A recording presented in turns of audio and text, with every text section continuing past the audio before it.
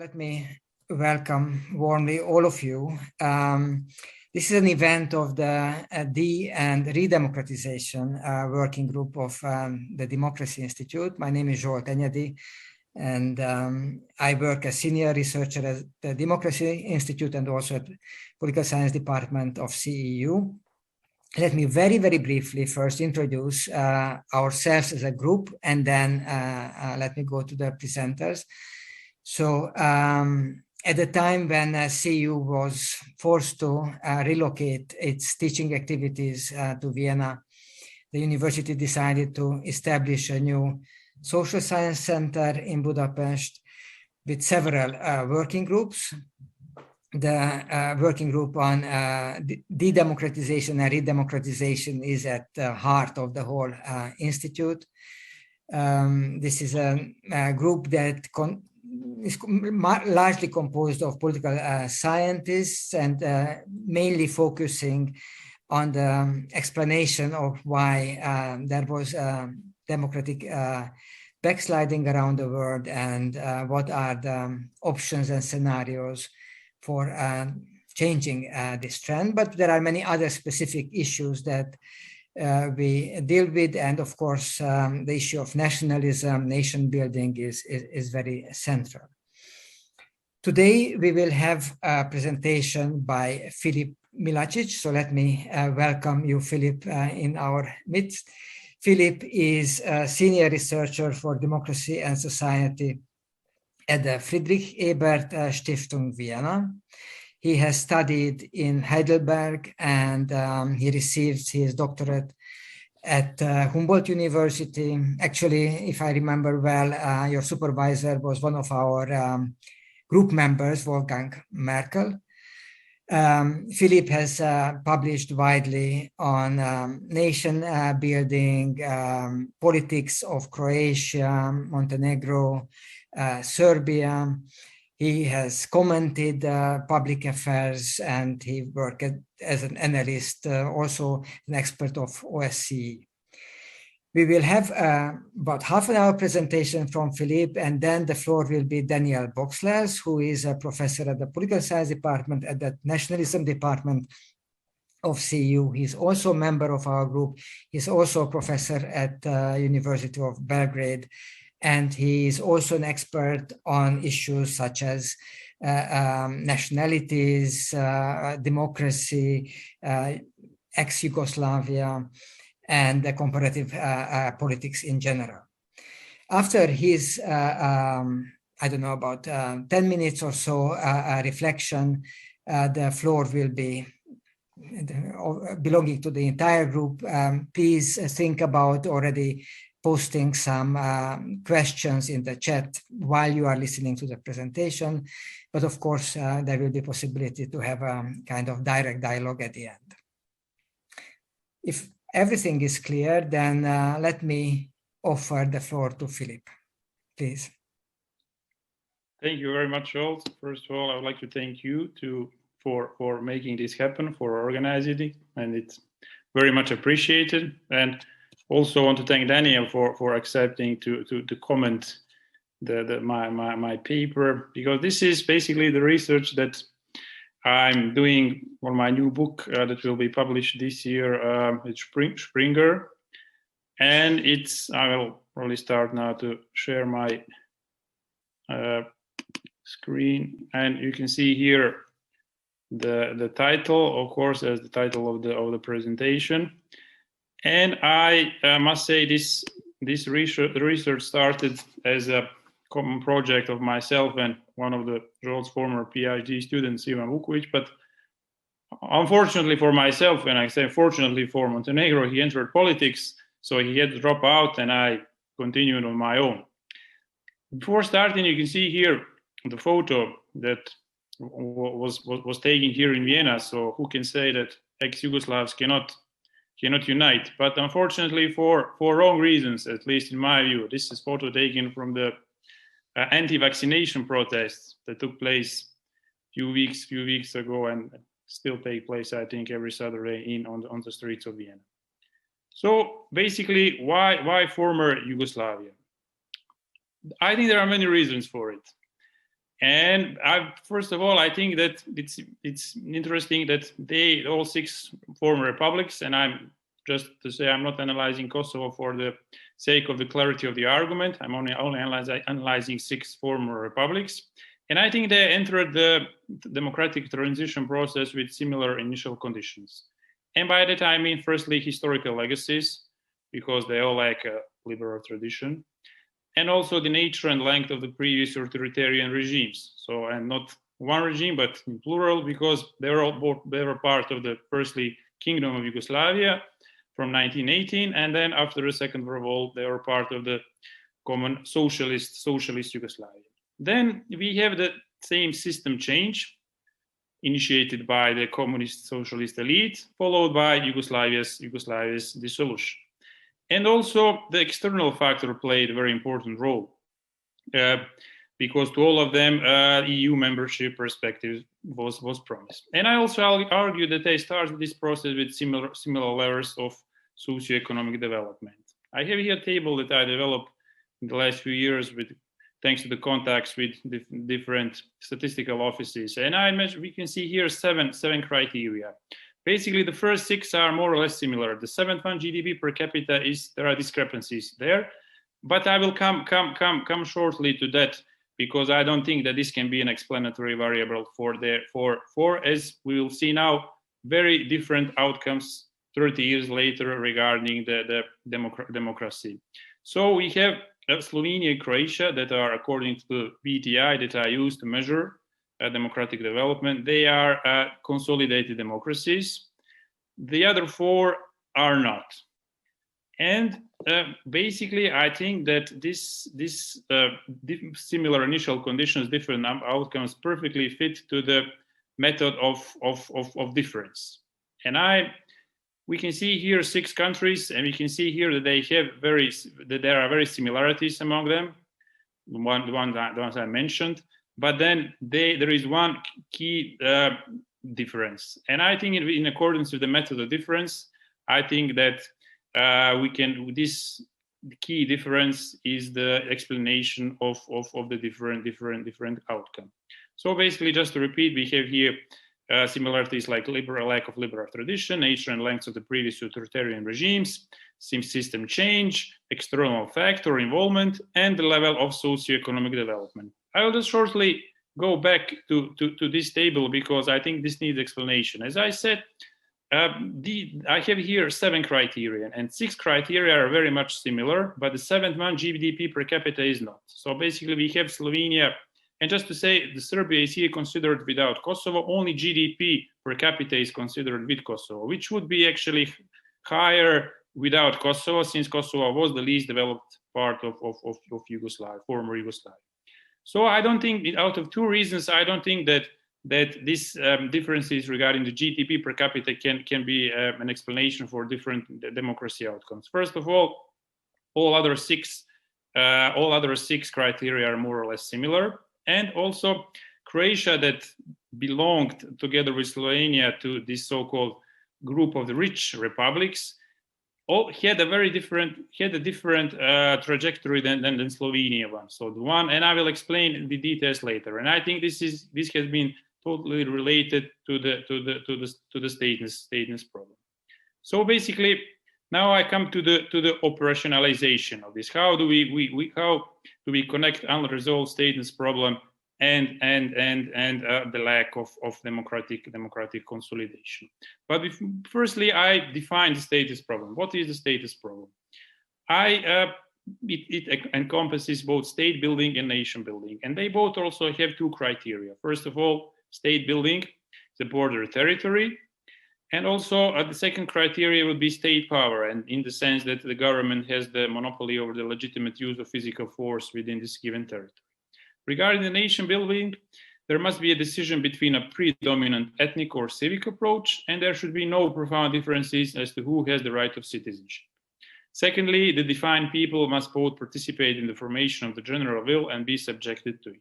So, in other words, I think there are 4 criteria for stateness problem to be resolved. If one of them is not fulfilled, then we cannot talk about the resolved stateness issue. And continuing with operationalization, this is my explanatory approach. Basically, I say that stateness problem causes a fertile ground for political entrepreneurship and emergence of toxic polarization, and this leads to the lack of democratic consolidation. What do I mean by fertile ground for political entrepreneurship? If we have open national and territory-related questions, then they can generate ethnic nationalism. And basically, the political actors can tap into the existing cultural grievances, and they can deploy ethno-nationalist appeals for particular gains. But I don't think that this is only the strategy for political mobilization. I also think that these alleged challenges to the state and nation can be misused in a way that they justify and legitimate the attacks on democracy.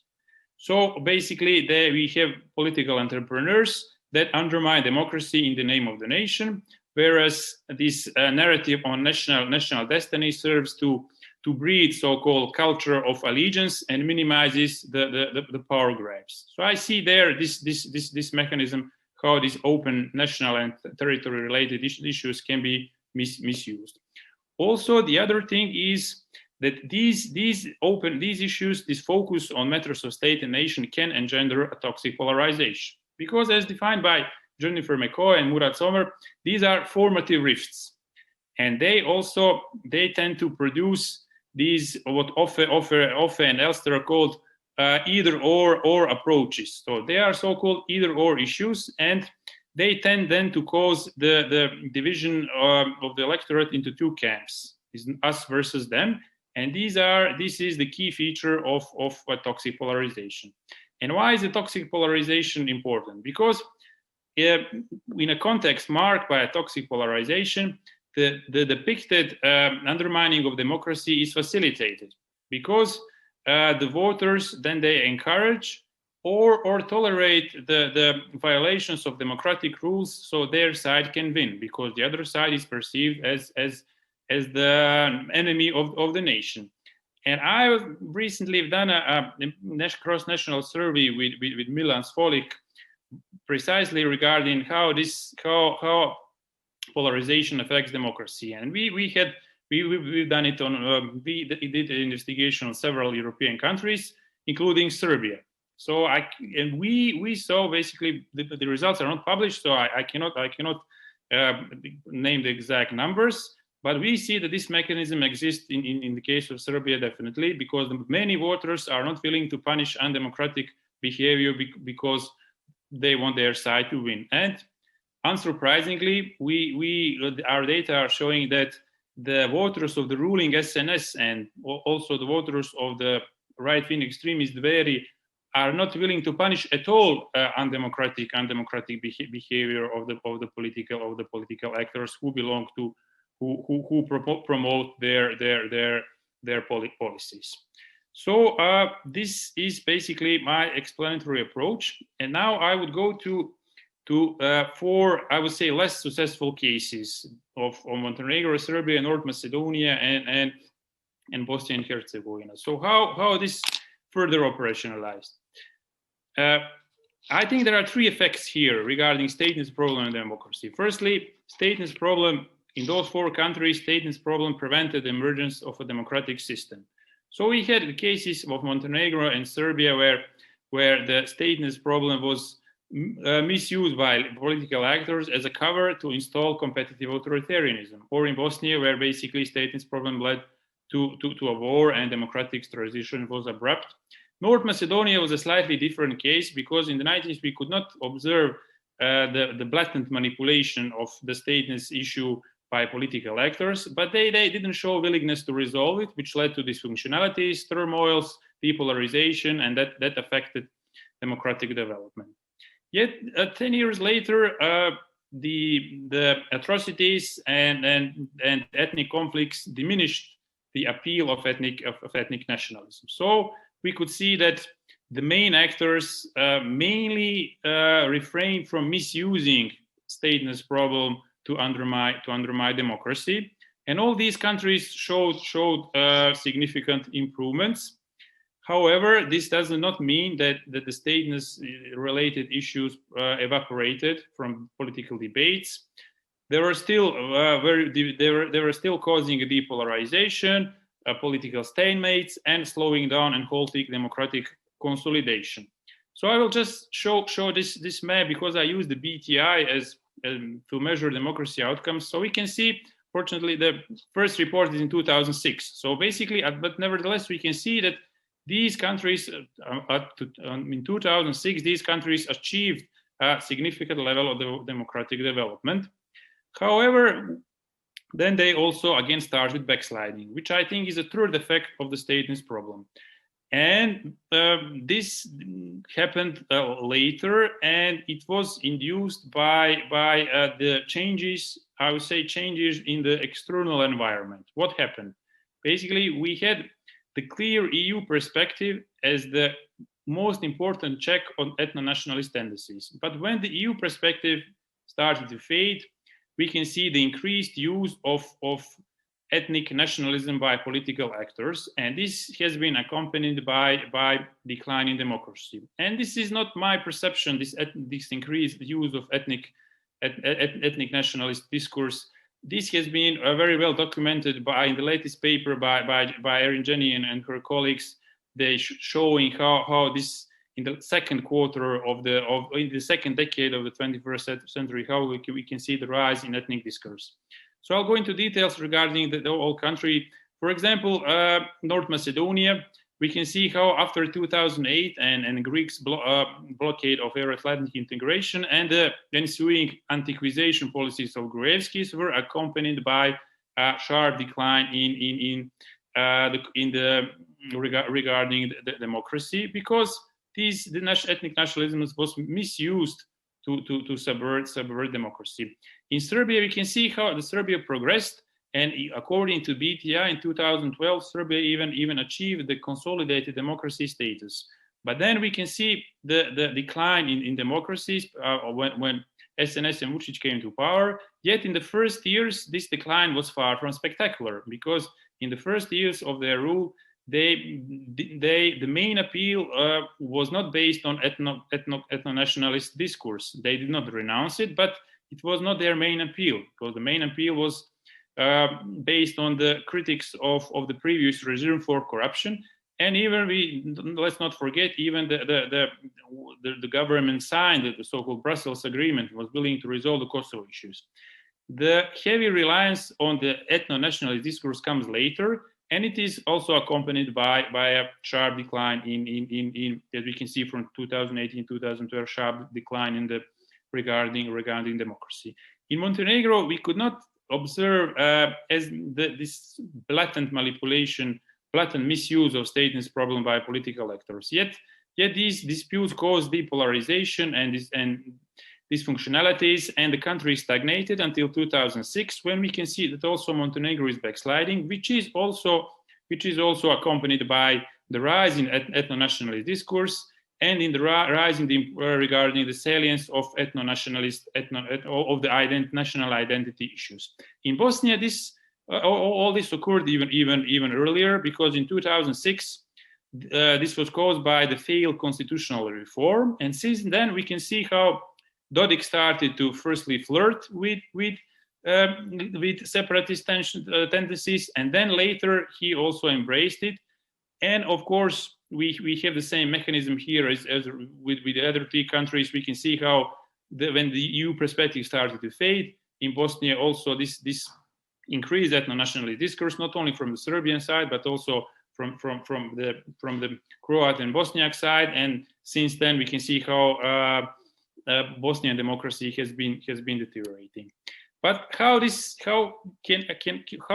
I further operationalize this influence of the stateless problem on the lack of democratic consolidation?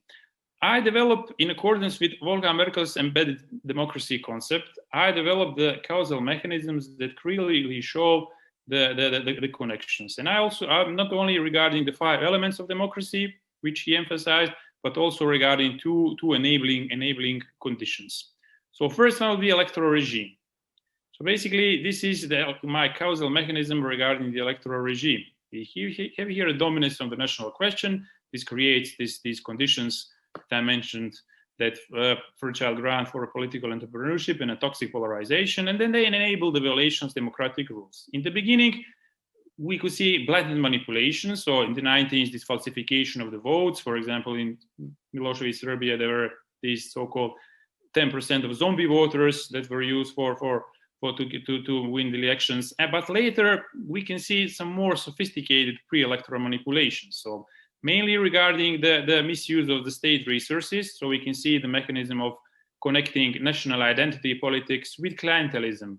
For example, in Montenegro, one party that identified itself with the national interest of the country basically justified with it the misuse of state resources. Or even in North Macedonia, where we had these anti-acquisition policies of Gruevski, but then they were a cover for diverting funds and funding clientelistic policies. And also we had the stateness issues was misused to gain the control over the media, because media were branded as traitors, working for foreign interests, for enemies. So this was within this context where the stateness issue dominates. This was the strategy to weaken them, to silence them. Then regarding political rights, we can see how this unresolved stateness problem led to the ethnification of the party system and the depolarization of the party system, because we have these ethnic cleavages and the issues that are related to national identity dominating the party competition in all four countries. But this, which leads to the lack of political moderation and cross-cutting cleavages, leading also to instabilities. But also we can see how, in a similar pattern to the media that I mentioned, we can see how the salience of national identity issues was misused to demonize and delegitimize opposition, because the opposition was branded as traitors, also enemies of the state, and which within this context was unfortunately a successful strategy by political entrepreneurs. Also regarding the civil rights, we can see in the beginning, this is mainly related to the citizenship.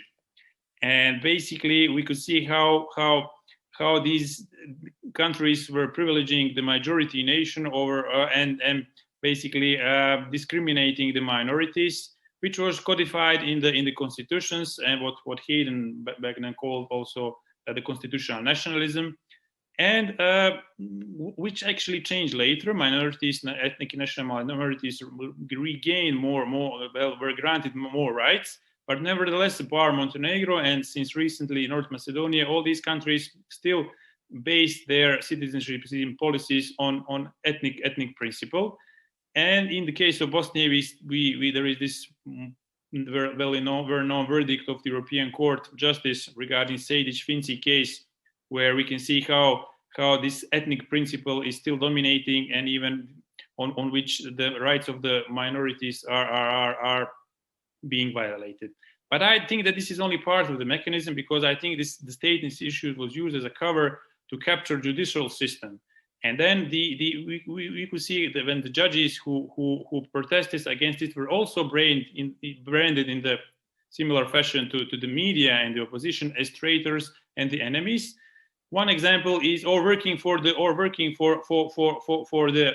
other ethnicities. For example, in the case of Bosnia, Dodik is basically criticizing the prosecutors who are investigating him, and he's calling them Bosniaks who work for the Bosniak interests. So this is how he explains the investigation against him. So we can see also this mechanism, which is also important because then the judicial system turns a blind eye on the creation of patronage networks that furthermore tilt the level playing field. Regarding horizontal accountability, we can see also here the mechanism when these leaders, when they portray themselves as the champions of national interests, and then they get disproportional amount of power. There we can see the mechanism of concentration of power in their hands as being the protectors of national interest, and then they use it to dismantle the checks and balances. Firstly by capturing the party, then when the party is under control, then they control through party they control the parliaments, and through the parliament they also can influence the selection of the judiciary, of the judges, and then making then judiciary dependent. And the last element of Merkel's model is related to the effective power to rule. We can see how in some countries the war led to the emergence of powerful veto players. I think the most known example is the famous Serbian unit of special operations, which then later even murdered, assassinated the Serbian Prime Minister Zoran Đinđić. However, I think that we can also see this influence on unresolved stateness problem on the two enabling conditions for democracy that Merkel mentioned. One of it is the civil society, because we can see how unresolved stateness problem also caused the emergence of the nationalist civil society, of the uncivil society, or this dark side of civil society, and also enabled hampering of the development of a pro-democratic civil society, because the same strategy was used regarding the many NGOs who advocated democracy. They were also branded as enemies of the state, as working for foreign interests, and not wanting the country to be strong. So basically, we can see the same strategy being applied to the independent media, to the opposition, and to the NGOs. And I also think that this the stateness problem also affected the European integration process of these countries, because it led to the higher adoption cost of the EU rules. What do I mean by that? Is that in many cases the nation building goals of the political actors and of the significant part of the population were in collision with the EU conditionality. And this slowed down the EU accession process, and which then negatively affected consolidation of democracy. So basically in Serbia, we have, of course, the Kosovo example. Regarding Bosnia, we have the already mentioned Sejdić-Finci verdict that is actually the condition for the European progress on the European path. And also the EU wants Bosnia to have more centralized institution in order to implement the acquis, but this has been blocked mostly by leaders of Republika Srpska. And also we have in North Macedonia how the implementation of the so-called the Ohrid Freedom Agreement was part of the EU conditionality process. And I mean, we do have plenty of evidences that not even the EU membership is a guarantee that democracy will endure. But I think that within a context of a loose relationship with the Brussels, the attacks on democracy are much easier to be implemented. The subversion of democracy is much easier to take place than when the country is the EU member states. So basically, this would be the case with the less successful cases. Now I would come to Croatia and Slovenia to show the difference between those two countries and the mentioned for less successful cases. So what happened in Croatia until 2000? Croatia entered the democratic transition process with unresolved stateness problem.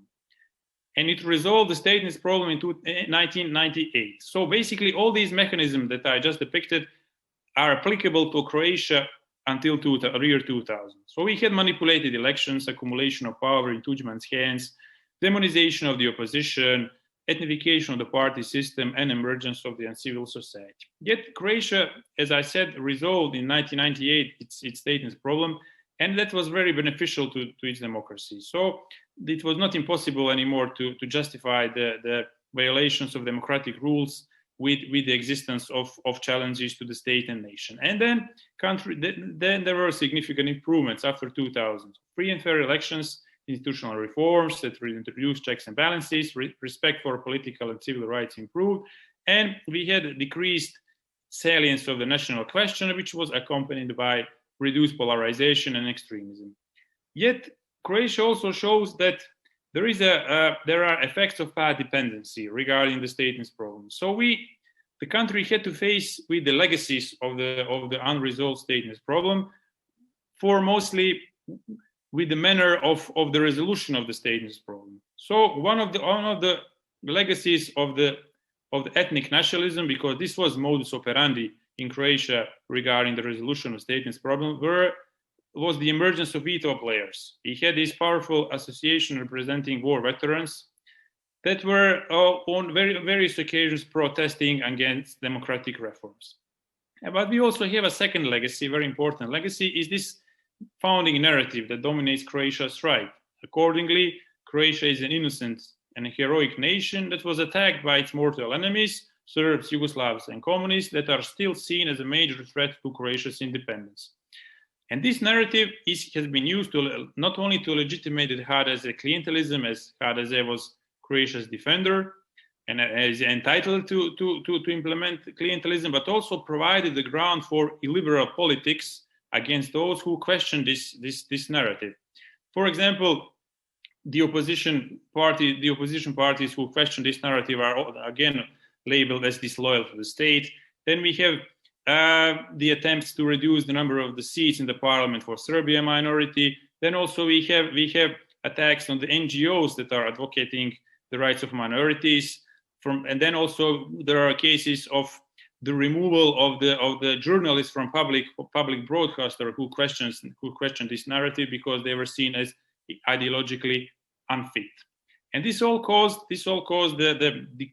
the decreasing of the lowering of the quality of Croatian democracies, and these legacies made Croatian democracy vulnerable. And so as I say, we can see this the path dependency effects regarding the manner of the resolution of stateness problem. Now I come to Slovenia, because Slovenia is more or less clear case, because the country entered the democratic transition process with resolve both stateness, with resolve both nation and state building, and it had a smooth democratization process, and in a very linear manner. So, which was crowned in 2004 with the EU membership. Yet, I would say in the second half of the first decade of the 21st century, we can see electoral volatility and distrust in political parties, marking the political developments in Croatia. And this is followed by Janez Janša's attacks on the media and the judiciary, which are now the problems with which Slovenia's democracy has been facing. Yet, Slovenia, we can see how this lack of the context marked by open national or territory-related issues offers much opportunities for political entrepreneurship, and it's not as easy as in other countries to justify the attacks on democracy. So I think that has been the key difference between Slovenia and other countries, and hence Slovenia remains the darling among the Yugoslav successor states. So what would be then the lessons from ex-Yugoslav cases?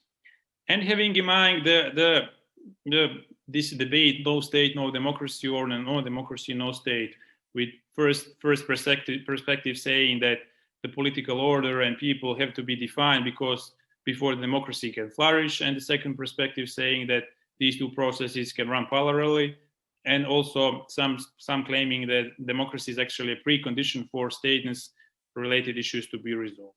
I think the first lesson would be somewhere in the middle, because we can see that unresolved stateness problem does not necessarily prevent the emergence of democracy, but it can slow down or halt its consolidation and even facilitate democratic backsliding, which are concerns that no democracy, no state perspective has been rather neglecting. But there is also a second lesson, and this is related to Croatia. I think this is a very important lesson because it says the manner of resolving of stateness problem is not irrelevant. There was recently it was published paper by Slater and Tudor using the examples of Southeast Asian countries saying how exclusionary nation building bolsters authoritarianism while inclusive nation building promotes consolidation of democracy. And I think that the Croatian example teaches us that even with exclusionary nation building, the country can achieve the status of consolidated democracy. But this kind of modus operandi makes it vulnerable, makes it less resilience to the attacks, and also affects the prospects for the future consolidation of democracy. So I think that this would be the lesson number 2, and mainly related to the Croatian example. And now in the end, I will just say a few words about the generalizability of this theoretical framework. I think it's applicable to other post-communist cases with disputable borders and or unfinished nation building. And I by that I mean 4: this Ukraine, Georgia, Armenia, Moldova. And I'm not saying that the Stateness Problem is completely responsible for their lack of democratic consolidation, because the national context do matter a lot. But we can see when analyzing ex-Yugoslav cases, we can see that even within a more favorable environment for democratization, the Stateness problem plays a major role. And by more favorable environment, I mean that the Yugoslav system was more liberal than the Soviet one. That contrary to post-Soviet cases, in the ex-Yugoslav cases, we have the very important role of the EU as external factor, and also these 4 less successful ex-Yugoslav cases are economically more developed than the 4 post-Soviet cases. So, and if we now analyze the developments in these post-Soviet cases, we can see that many parts of the mechanisms that I illustrated are also applicable to them. For example, this misuse of the threats to the national identity and the territory of the state for subverting democracy, then depolarization originating from disputes on national identity, then also dysfunctionalities in democracy related to depolarization, then also the strengthening of the actors that were included in the war, for example in Romania, and also in Moldova, for example, how the allegedly pro-European forces were misusing this threat by Russia to subvert democracy and to implement informal politics, and so on and so on. So I think these causal mechanisms could also be part of the explanation for the also rather struggling democratization in these 4 countries. And secondly, this Croatian example could also be important for them, because we can see it is not irrelevant in which way the Stateness problem has been resolved. And with that, I finish, and just want to say thanks again for the opportunity to present these findings of my book. Thank you very much, Filip. Daniel Bochsler kindly agreed to have some reflection, but he also needs to leave a bit earlier.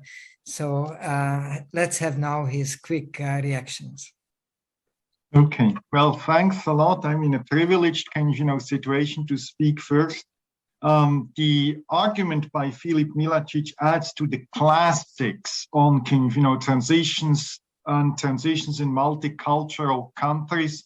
Juan Linz and Alfred Stepan have argued that there is no stable democracy without a state. Jack Snyder shows why the introduction of democracy in multicultural societies can lead to ethno-nationalist mobilization and escalate into civil conflicts. And Valery Bunce has done a very similar argument for the transitions of 1989 in the former Soviet Union and the former Yugoslavia. And not all of you who are present here with us on Zoom are scholars of democratization. I was citing the four of the most eminent fundamental scholars in the field of democratization. Very much in line with this research, Filip Milačić, relying on the comparison across the 7 formerly Yugoslav republics, argues that there is no democracy without settling the question of the state first. That's a bold but probably a valid argument. Hence, it's really a privilege, Filip, to get these insights and even more to offer some critical reflections on a manuscript before we can find it in the bookstores in the region and probably beyond. So you provide a strong element, and I guess also, Filip, a lot of actors in the region. And as you mentioned in your lecture, not only in the region, but also in Brussels would love it. Because they can say it's not, their failure that the region is not much more democratic, but somebody else's fault who is preventing the states becoming states as they are supposed to be. But I would be a bit more hesitant, to say so. Methodologically, the argument by Filip Milačić drives both on the comparison of the 7 republics, but also on the internal mechanisms at play, which I find a convincing methodological choice. But I want to look in my critical comments of questions first at the region and at internal mechanisms, and then beyond. Let me look a bit, on first on the question of accommodating diversity in multicultural societies, which is very closely linked to your 4 pillars of statehood, which you mentioned in the article, which I could see, before this lecture, and which is linked, to all of the 4 dimensions there. There is a prominent argument out there in the literature that democracy in multicultural societies is hard, and often unacceptable for minorities who risk to be permanently outvoted and dominated or ruled by the majority. And so only one model of democracy is actually a suitable model for divided societies, and that's what we call consociational democracy or power sharing. So the idea that we would need to have specific institutions which provide for political inclusion. And you don't quite name it. It's a little bit like the elephant in the room, but 3 of the countries in your study, among those with the most eminent problems probably on the way towards democracy, Kosovo, Bosnia and Herzegovina, and Macedonia, are consociational democracies. And the literature attaches consociational democracies as much as it does, the specific countries with eminent, problems of democracy. You name them: ethnic clientelism, separatism, polarization. It's a classical argument. It's not only classic in the literature on consociational democracies, but it's also very much driven by the unhappiness of scholars with Bosnia and Herzegovina and the other countries which we mentioned in the region. Andreas Juon, my co-author, and myself were actually also interested in whether this pattern generalizes across consociational democracies. And we looked at consociational democracies worldwide, and in an article which we just managed to publish in the European Political Science Review, we examined the quality of democracy in those countries. And we were surprised because actually the effects, these negative effects, these democratic deficits, were much smaller than one could think, by looking at this qualitative literature which emphasizes these problems of democracy. And actually also quite isolated only in these spots which are really, really specific for consociational democracies and not much more. Which makes me think of whether political analysts and scholars who criticize democracy in Bosnia and Herzegovina, Macedonia, or Kosovo really point to democratic shortcomings, or just have a different type of democracy in mind. These countries are not Denmark or Japan with a rather homogeneous society and 2 rivaling political parties or party blocs. So some of the issues that are often pointed to in these countries as shortcomings are maybe just features of democracy and multicultural democracy. So one question which I might, address to you, Filip, would be the question, whether you could specify a bit more what actually democracy should be in former Yugoslav democracies. What would be a suitable model of democracy, and which would also, be your normative yardstick? Let's look a little bit closer at how bad these consociational democracies really function, and into this connection of ethnic politics, statehood, and democratic shortcomings. And the most prominent case for this argument is probably Bosnia and Herzegovina. Damir Kapicic has made the argument that the authoritarian tendencies, which certainly are there in the politics of Bosnia and Herzegovina, are primarily a matter of politics in the federal substates. In particular, one of these kind of, federal entities, but you could also find features in kind of, other, let's say, kind of, sub-party systems. However, the fact that you have 2 or 3 subsystems of political parties in Bosnia and Herzegovina, of media, of public administrations, which kind of, check on each other, might not be very good for the efficiency of the state, might not lead to kind of, a very liberal definition of citizenship, but it improves controls and checks and balances at the union level. By speaking of the union level, I refer here to what Bosnian Herzegovinians would refer to at the state level. You will certainly find in other places in the region spots where nationalism, stateness, and attacks on journalists and even political murders closely overlapped and are related to each other. You could maybe kind of, add a chapter or kind of, a picture at least of kind of, discussion of North Kosovo to your book if you want to make this argument, in particular Kosovska Mitrovica, which is the largest town in North Kosovo. In North Kosovo, you really do have kind of, these rivaling state institutions of the Serbian state and the state of Kosovo. You do have these unresolved problems of the integration of the Serbian community into the Republic of Kosovo because they claim to belong to Serbia. So it is really kind of, a nationalist and stateless kind of, problem there. And because none of the states has real control, it becomes a black hole for organized criminality with a repercussion for political rights and free speech. And you could probably find other areas in the Western Balkans or in the former Yugoslavia with related phenomena. But honestly, as significant as these kind of, particular spots are, the main attacks on the media and on the suppression of the opposition in the region are hardly related to interethnic politics and statehood. Neither in Serbia, nor in Bosnia and Herzegovina or in Macedonia.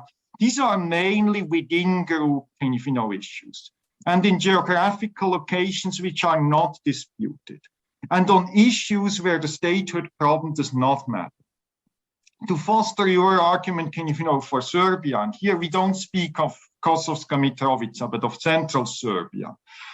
You highlight that Aleksandar Vučić portrays himself as the leader of all the Serbs. But I'm not so convinced by this argument, not because I'm a big friend, kind of, necessarily of the government style of Vučić, but what you are pointing to, kind of, this ethnic outbidding, this nationalist kind of, that's rather the role of Vulin, who is not such a relevant figure, it seems, of the regime, whereas Vučić also tries to reach out to internal minorities and to external partners, depending on the opportunity. And the kind of, patterns of clientelism, the patterns of the restrictions of press freedom, murders of journalists and so on, that's not only a thing which you find in divided societies with statehood problems, such as kind of, Serbia or Bosnia and Herzegovina or so. What about Hungary? What about Poland? What about Malta? With no kind of, ethnic conflicts ongoing. Quite to the contrary, if you look at the kind of, ethnic nationalist dimension of politics in Serbia, the most important challengers to Vučić's rule occasionally also play the nationalist card. They say, kind of, that Vučić wants to betray Serbia and kind of, and strike a deal on Kosovo. So it's not really true that nationalism is just kind of, in the hand of an authoritarian government.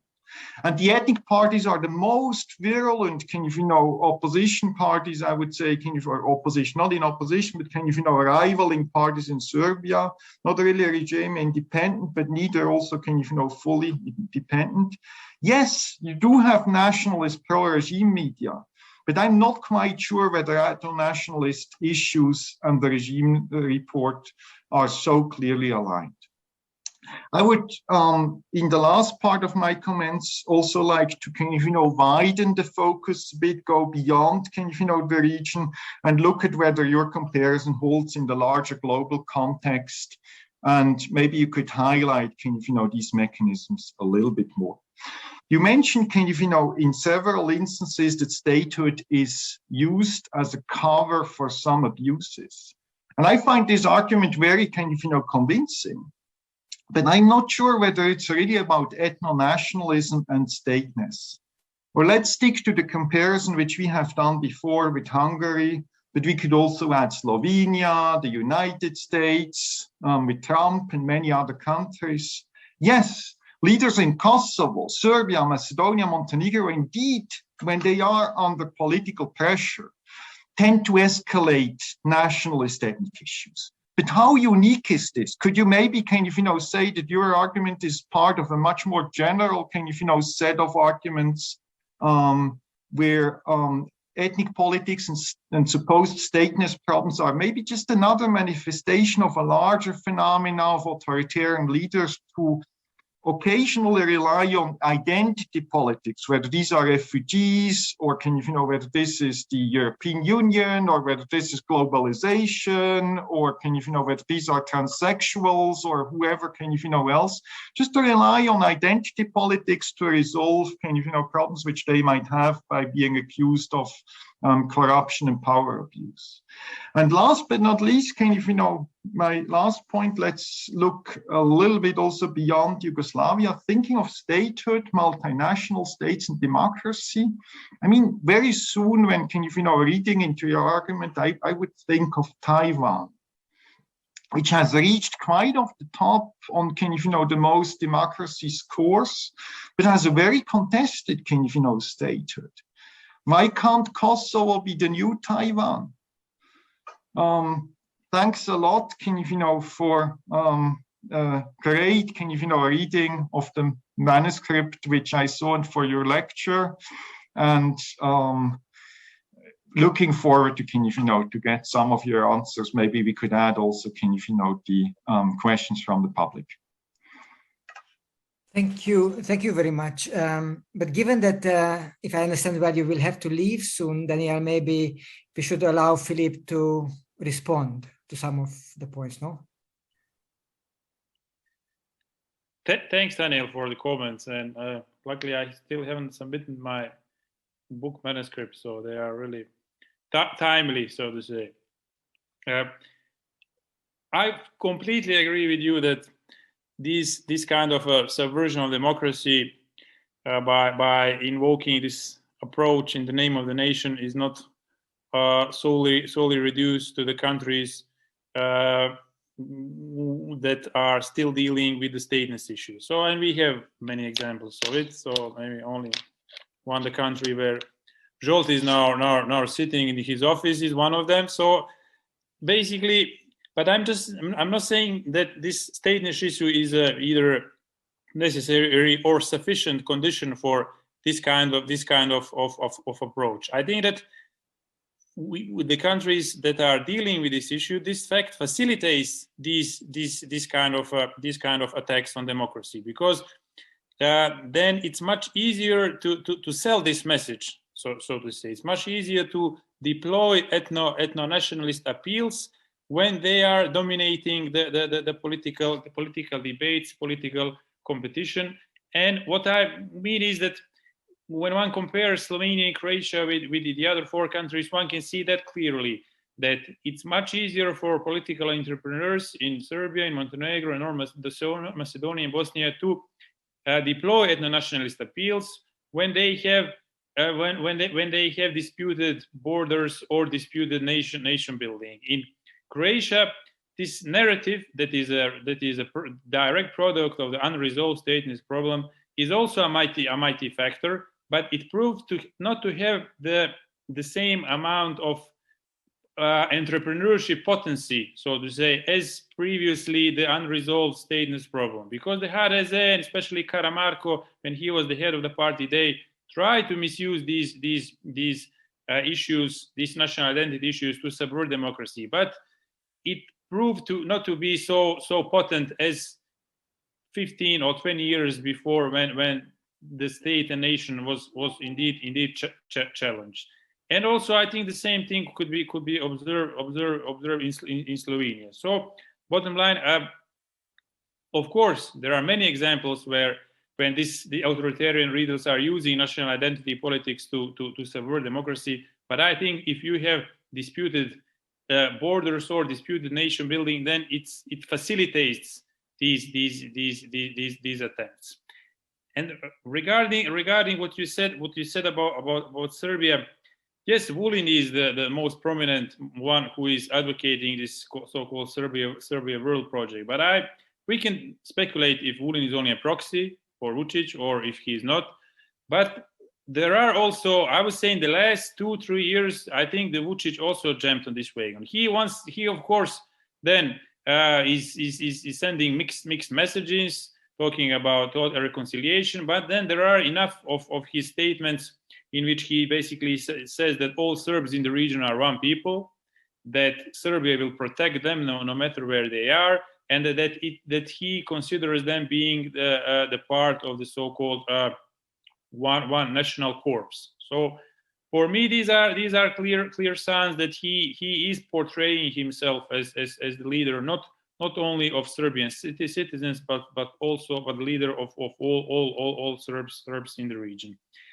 Regarding what you said about Bosnia, I completely agree with Damir Kapicic's argument that we can see these differences on the sub-state level regarding the democratic backsliding, which is much more advanced in Bosnia than in the other entities. So, and it shows the importance of the political leadership, whether the leadership will misuse these open questions or whether the leadership will not misuse these open questions. But we can see how, for example, this Dodik's ethno-national discourse shored up the similar victimization response by the leaders in the other entity, and they also then started misusing these issues for subverting democracies. And also regarding because I know you need to go, regarding your question, what is a democracy? Yeah, well, I think in the heterogeneous societies, we will always have disputes about national identity or issues related to national identity. My point here is that what one can do that these debates are not causing a toxic polarization, not causing a depolarization, that they remain within within a context that actually advances or promotes democracy and does not facilitate its subversion. Thank you very much. I could give the floor back to Daniel if he has some important rebuttal or response that he wants to share. I'm really looking forward to read more details in the book. Thanks.